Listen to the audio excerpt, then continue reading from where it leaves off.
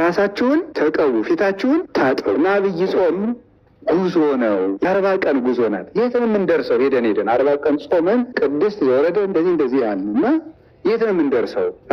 አይምሮ የተሳለ ነው። አንደበቱ ስም ልቡናው የተከናወነ ነው። ሀሳቡ ክትም የእንባ ምንጭ ናት። ሁልጊዜ የሚበላ ሰው ማልቀስ አይችልም። የስጋን ፍትወት በሙሉ ጸጥ ታደርገዋለች። አርፈ ቁጭ በል ትለዋለች። በቀን 1 ጊዜ የሚበላ ሰው መልአክ ነው። በቀን 2 ጊዜ የሚበላ ሰው ነው። ፍለጋን የተራባችሁ ሐዋርያትን ስትጾም እናንተ ተርባችሁ ያገኘታችሁን ጸጋ እግዚአብሔር ይስጠን። አብይ ጾም ስንጾም ግን እግዚአብሔር ሰው ሆኖ የተራበው ራባችን ምንድን ማለት ነው? አንተ ለኛ ብለህ ተራብክ ተብሎ ለዚህ ረሃብ የምናሳየው የፍቅር ምልክት ነው እንጂ አብይ ጾምን ጾመን የኛ ጾም ያጸድቀናል ማለታችን አይደለም። የእግዚአብሔር ረሃብ ድንቅ ነው። የሀብታም ልጅ ቢርበው እኮ እንደ ያሳዝናል። እንደ ሁሉ እያለው እንላለን። እግዚአብሔር የተራበው ረሃብ ነው። ይሄ ጾም ሁሉ እያለው የተራቡትን አብልቷቸዋል። ለተጠሙት ውሃ አይደለም ወይንን ያጠጣቸው፣ በኋላ ሲበስ ደሙን ያጠጣ። ይህን የሚያደርግ እሱ ብቻ ነው። እሱ ሲራብ የማይደንቀው ምን አይነት ጭንቅላት ያራል? አንዳንድ ጊዜ በጎ እየሆንኩ ለምንድን ነው መራራ ነገር የሚገጥመኝ ልንል እንችላለን። በዝቅተኛ ኑሮም ልንኖር እንችላለን። መከራን በምስጋና መቀበል። ቡና ይጠጣል አይጠጣም፣ አሳ ይበላል አይበላም። ጾሙ በ14 ነው የሚገባ በ15። ቤተ ክርስቲያን የቤት ስራ ውስጥ ናት፣ መከራ ውስጥ ናት። ስደት እየተሰቃየች ነው ያለችው በብዙ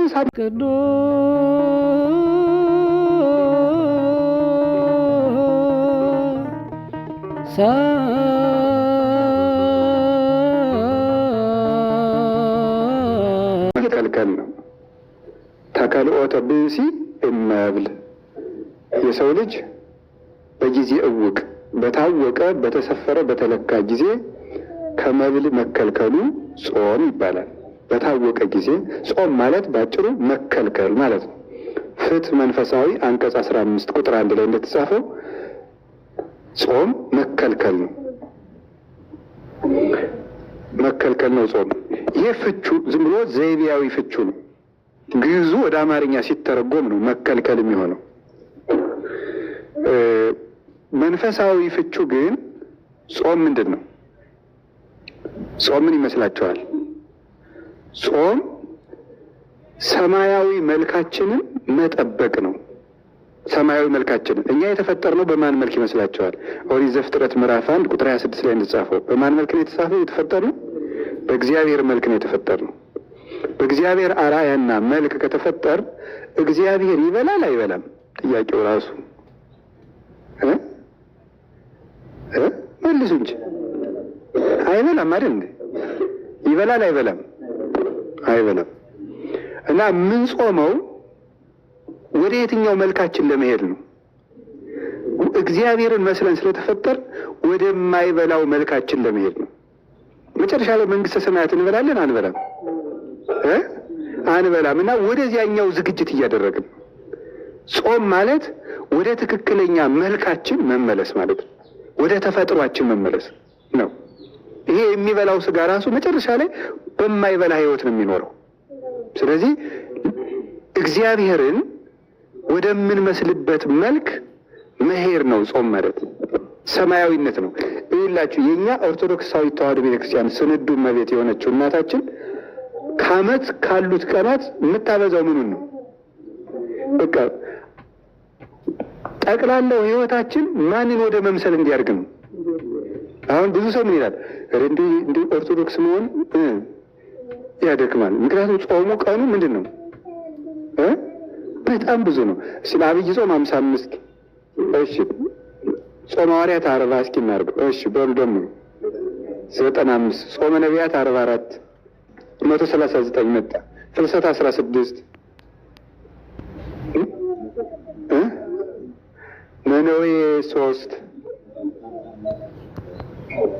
እሺ ዓርብ ረቡዕ 52 ነው 52 አማል ግን የሚቀመስ ይኖራል። እስኪ 52 እናድርገው ዝም ብለን 52 ሳምንት ነው አመቱ።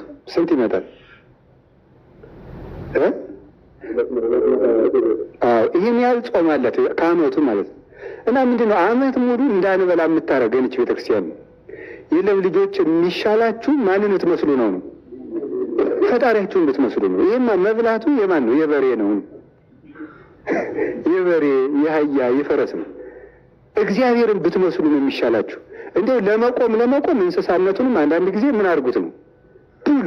እየዋላችሁ ብሉ። መች ይሄ እንስሳው ጠባያችሁ ካልቆመ መላካዊ ጠባያችሁ ስለማይሆንለት እየዋላችሁ ብሉ፣ እየጾማችሁ ብሉ፣ ግን እግዚአብሔርን መምሰላችሁ ቢበዛ ይሻላል ብላ ነው። በሰማይ መብላት መጠጣት የለም። ይቺ ቤተክርስቲያን ሰማያዊት ቤተክርስቲያን ስለሆነ የሰማዩን ኑሮ ነው እዚህ ውስጥ የምታለማምደን። በሰማይ ሄደን የምንኖረው ኑሮ መብል እንዲያውም ካገኘነው ዘንድ እናጥረገርገዋለን እንጂ እኔንም ጨምሮ ምነው ባይኖር ኖረ። በእውነት መከራ ወንድሜ፣ ምግብ ባይኖር ይኸውልህ ጦርነት ራሱ ይኖራል እንዴ ምግብ ባይኖር። ነገር ግን የሰው ልጅ ኩራተኛ ነው እንጂ በኩራትም ሊጣላ ይችላል። ምግብ ነው ሁሉ መከራ የሚያመጣው። በሽታ ቢመጣ በምግብ ለኩላሊት ጥሩ ነው የተባለው ምግብ ለጨጓራ ክፉ ይሆናል። ለጨጓራ ጥሩ ነው የተባለው ለልብ ክፉ ይሆናል። መከራ የሆነ ነገር ነው በዚህ ዓለም መኖር።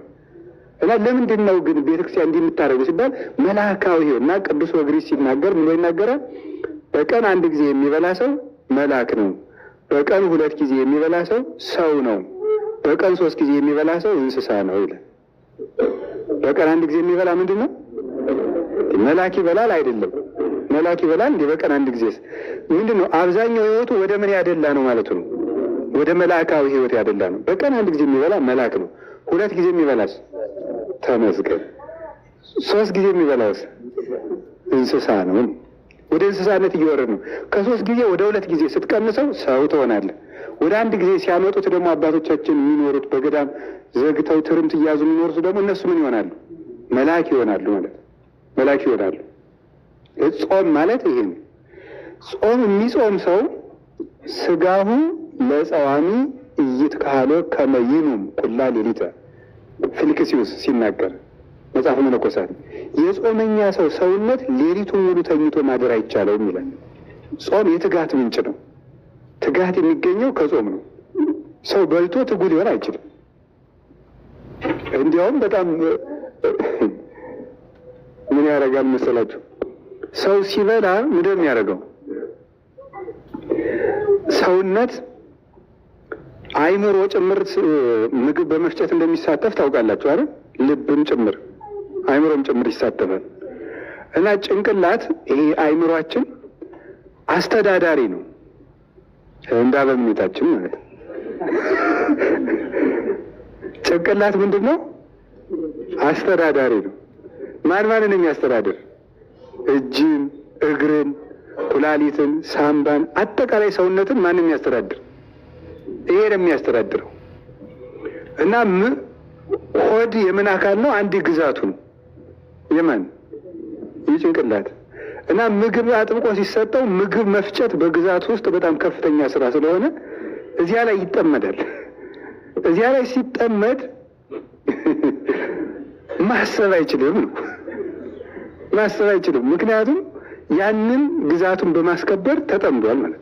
ያን በማስፈጨት ባይድ ነገር ስለተከመረበት እሱን ነገር ስፍራ እስከሚያይዝ ጓዙን ስፍራ እስኪያዝዘው የማሰብ አቅም ያጣል። እና ለዚህ የማይጾም ሰው ሀሳቡ ቅርብ ነው። በደንብ ቅርብ ነው። እቅዱም ቅርብ ነው።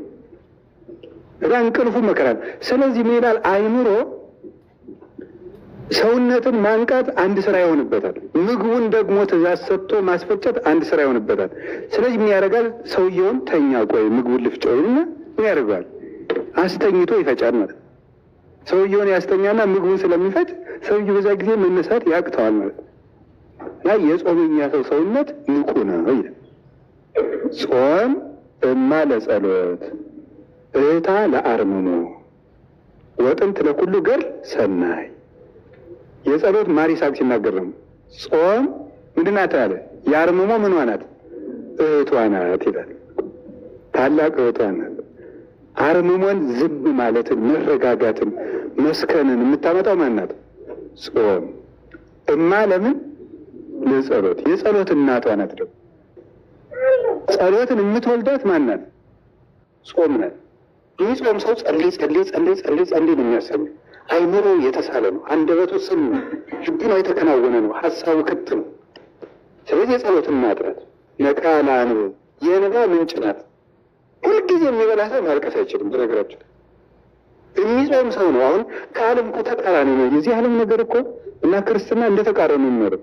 አሁን ካልጠጣህ የትኛውን ውሃ ታነባዋለህ ማለት የሚለው በሳይንስ ቢሆን ነው ብናወጋ፣ ያልጠጣኸውን የት እንባ ይመጣል? እንዲሁም ቅዱሳን ሲበቁ ውሃ ወደ አለመጠጣት ሲሄዱ እንባቸውን ያደርጋል እያጸርው ይዙ ነው እኮ የሚለው እና እንባቸው ፍጹም የማይቆም ነው የሚሆነው እንደ ሰማዋ ለዚያውም ዓይን የማይቆጠቁጥ ያለ ስስት የሚወርድ እንባ ነው የሚኖራቸው። የእነ አቡነ ገብረ መንፈስ ቅዱስ የእነ አቡነ ተክለ ሃይማኖት የእነዚህ ከዋክብት እንባቸው ምንጭ ነው። የክርስቶስን ሕማም እያሰቡ ማለት ነው። የእንባ ምንጭ የጸሎት እናት የአርምሞ እህቷ ማናት? የጥንት የገድል የተጋድሎ ሁሉ መጀመሪያ ጾም ነው። የተጋድሎ ሙሴ 40 ዓመት ሕዝብን የመምራትን ገድል የጀመረው ምን በማድረግ ነበር? በመጾም ነው የጀመረው። ክርስቶስ ራሱ መድኃኒታችን ኢየሱስ ክርስቶስ ዓለምን የማስተማር ገድልን የጀመረ ምን አድርጎ ነው? መጀመሪያ ጾሞ ነው። ሁሉ ነገር ተጾሞ ይጀመራል። ክርስትና ስንነሳ ቅዳሴውን የጀመረው ምን አድርገን ነበረ? ጾመን ነው የጀመረው። ቅዳሴ ከተገባበት ጀምሮ እስከምንቆርባት ሰዓት ሕፃናት ይጾማሉ። ታውቃለች? ይጾማሉ። ጌታቸው ተጠንቆ ምን አድርጓል? ጾሟል። እናታቸውን ጾም ቅዳሴ እስኪያበቃ ይጾማሉ። እየተሳተፉ የፈለገ ያለ ስጦታ አይሰጥ።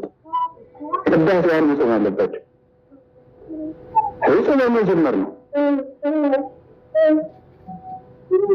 ጋብቻ የሚያገቡ ሰዎች በጾም ነው ትዳራቸውን የሚጀምሩት። እንደወር ሰርጉ ከተፈጸመበት ቀን ጀምሮ ተክሊል ይፈጸምና ተክሊል ከተፈጸመ በጋራ ከቆረቡ በኋላ በተክሊልም ካልሆነ በቁርባን የሚጋቡም ከሆነ ድንግልና የሌላቸው በቁርባን ካገቡ በኋላ 40 ቀን የመጾም ግዴታ አለባቸው። ትዳር ለምን? ገርል ነው። ገርል እኮ ነው። ማረፊያ አይደለም፣ ድግስ ቤት አይደለም፣ ገርል ነው። እንኳን ከሰው ጋር ብቻን መኖር ከባድ ነው አይደል? ሰው እኮ ሲያገባ ከቀላል ወደ ከባድ ነው፣ ከከባድ ወደ ቀላል ነው የሚሄደው።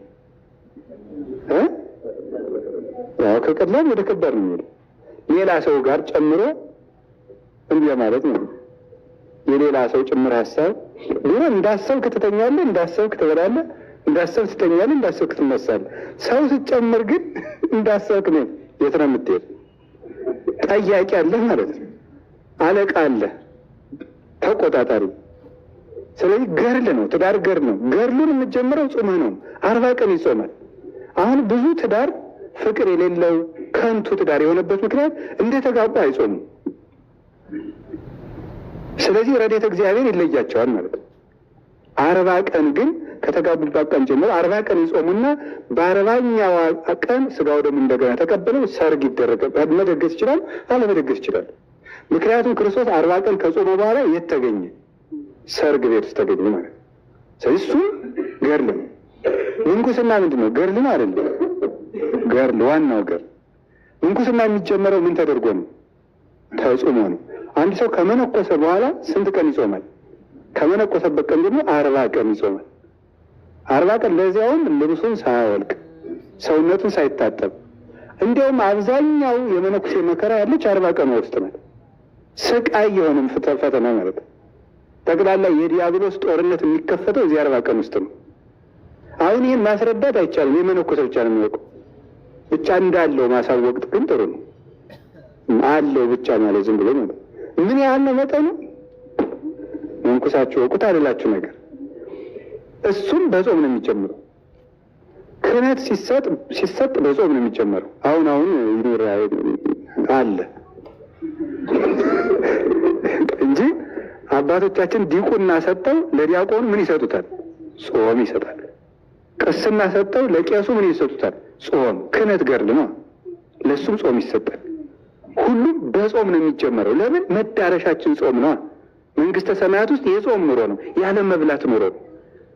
በጾም የተጀመረው በጾም ወደሚኖርበት ህይወት ያደርሳልና ጾም ማለት እንደዚህ ያለ ጾም ትፌውስ ቁስለ ነፍስ ይላል ደግሞ ቅዱስ ያሬድ። ጾም የነፍስን ቁስል ምን ታደርጋለች?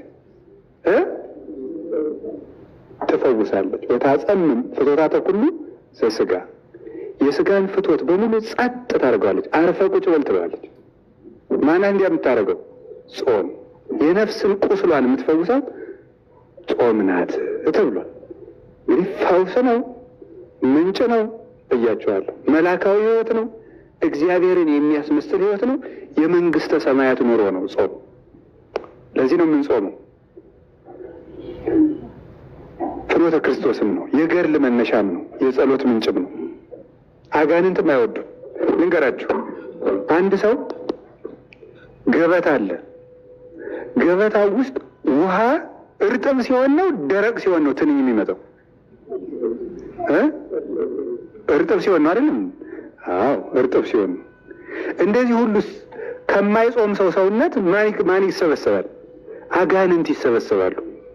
አጋንንትን ዝንብ ወይም ትንኝ አድርጓቸው ይሰበሰባሉ። ከደረቁ አይሰበሰቡም። አጋንንት ከበው የሚያስጨንቁት የማይጾምን ሰው ነው።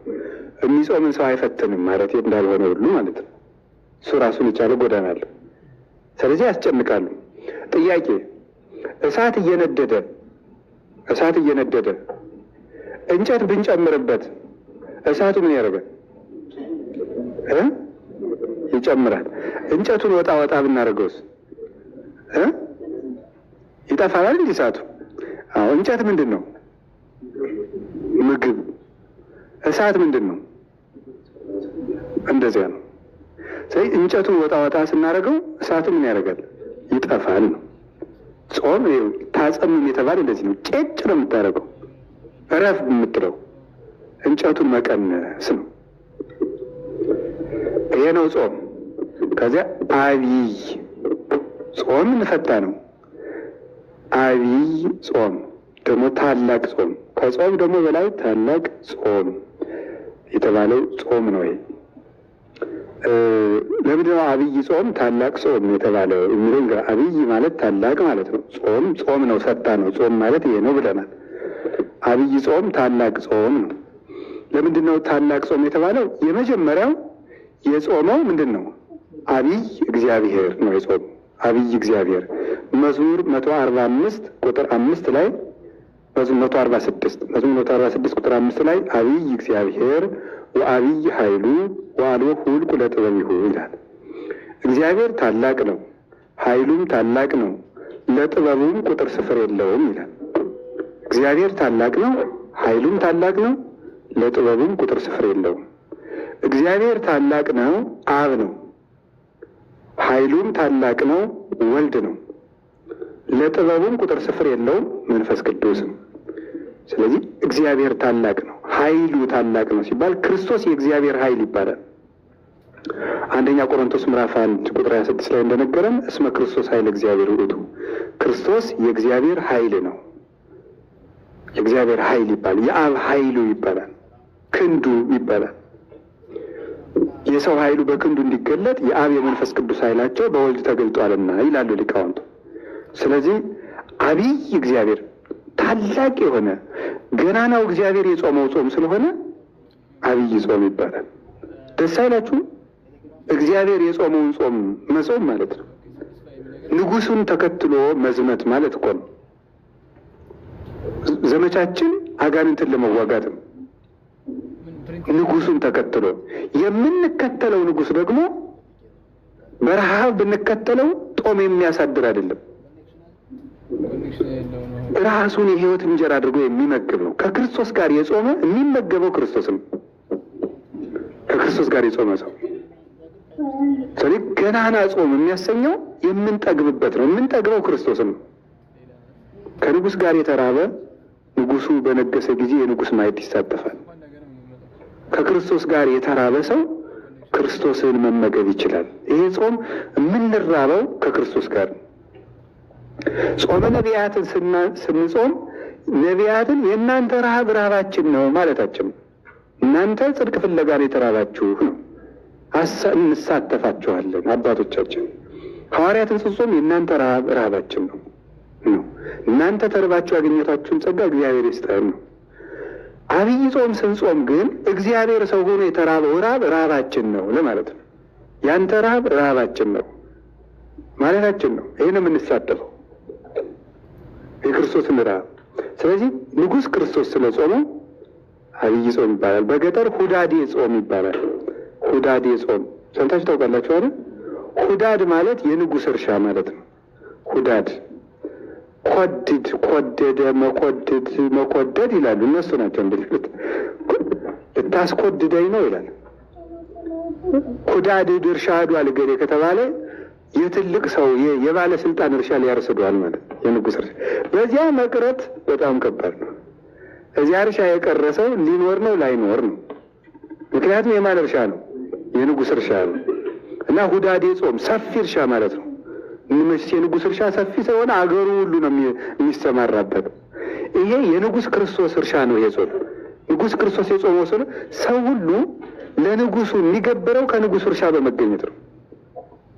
ለክርስቶስ ፈቃዳችን የምንገብርበት ጾም ነው። ይሄ ለራሱ ለንጉሱ ለክርስቶስ ለንጉሱ በዚህ ሰፊነቱ 55 ነው።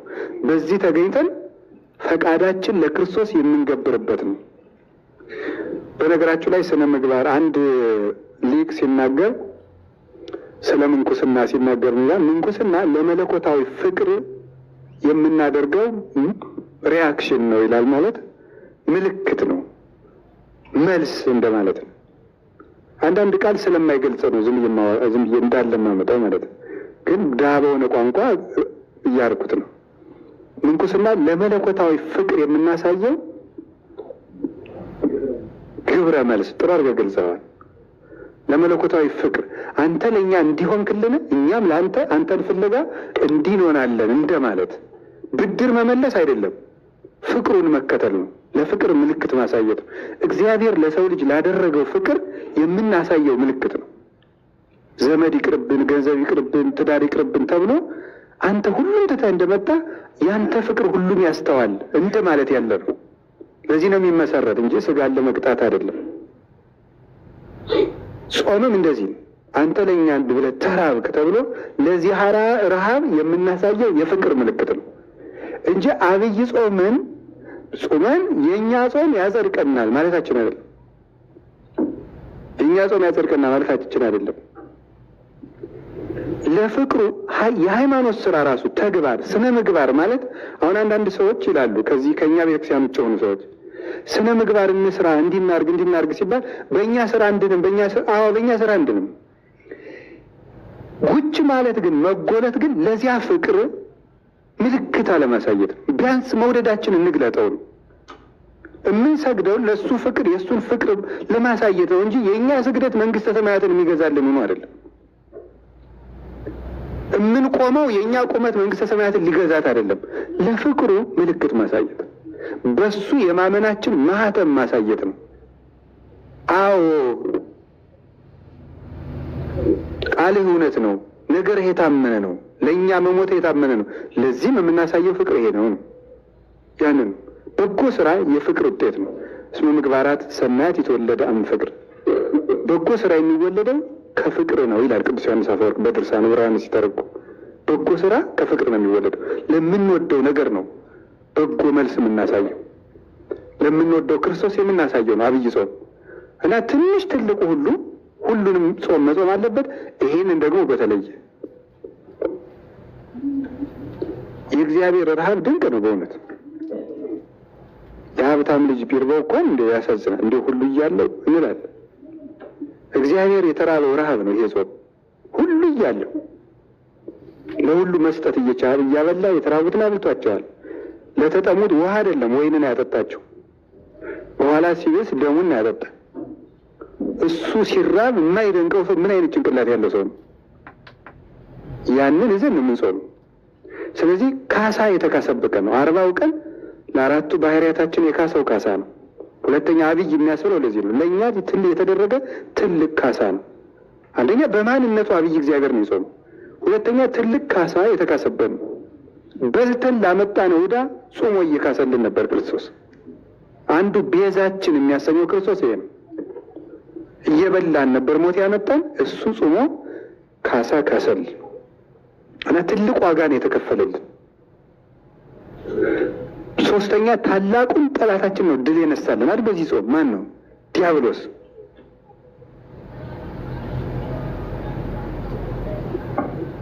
እምደ ጸላይ ዘአልቦ ምህረት ያለው ቅዱስ ኤፍሬም ምህረት የሌለውን ጠላታችን ነው የቀጠቀጠልን። ትልቁን ጠላታችን በዚህ ጾም ቀጥቅጦታል። በትዕቢት ቢመጣ በትዕቢት ነበር ቀድሞ ከገነት የወጣ ነው። በትህትና አድርጎ በስስታችን ነበር ሔዋንን ዋፍተዋል። ሔዋን ቢ የሚያደርግ ስስት ነበረ ገነቱ ነበር። እሱን አጠፋው። የሌላትን ገንዘብ መመኘት የሌላትን አምላክነት መመኘት ፍቅረ ነዋ የነበረባት ሔዋን የሰጣትን ትታ ያልሰጣትን ሶስቱም አዳምና ሔዋን ሞትን ያገቡባቸው መስመሮች ነበሩ። ጌታ በአርባ ጾም የተፈተናል። እነዚያን ነው ያጠፋልን። የኃጢአትን ስሩን ያደረቀበት ጾም ነው ይሄ ጾም። ስለዚህ አብይ ጾም ገናናው አምላክ ስለጾመው ትልቅ ካሳ ስለካሰልን፣ ሶስተኛ ትልቁን ጠላታችን ድል ስለነሳልን አብይ ጾም ይባላል ባጭሩ።